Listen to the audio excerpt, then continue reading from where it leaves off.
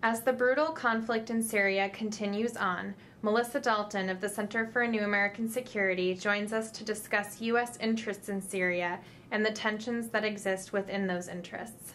I'm Melissa Dalton. I'm a visiting fellow here at the Center for a New American Security from the Pentagon, focusing mostly on the Middle East. What are the U.S. interests in Syria? The United States has 5 security-related interests in Syria. First, preventing the use or proliferation of Syria's chemical weapons. Second, preventing the spread of conflict beyond Syria's borders to neighboring Lebanon, Iraq, Jordan, and Turkey.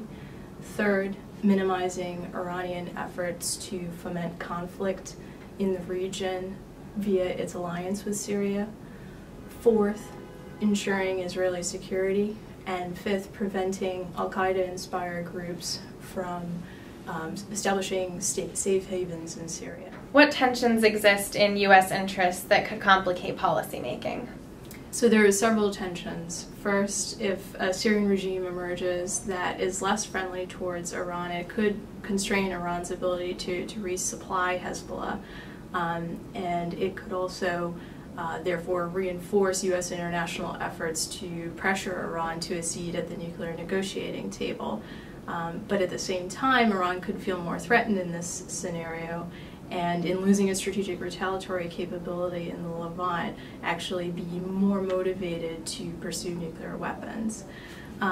Second, if the United States increases its support for the Syrian opposition, also seeking to limit Iran's influence over the Syrian regime, it could actually have the effect of weakening regime control over Syria's chemical weapons stockpile, particularly during a political transition. Third, supporting Syrian rebel forces could hasten Assad's fall, but it could actually also undermine efforts to keep Syrian army units intact, which might be needed to protect civilians in the event of a political transition.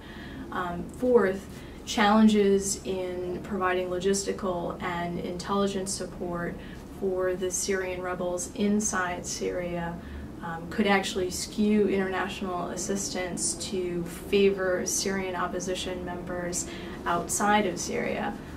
But at the end of the day, Syrian rebels inside of Syria may actually have more influence over the ultimate trajectory of Syria and have more legitimacy domestically.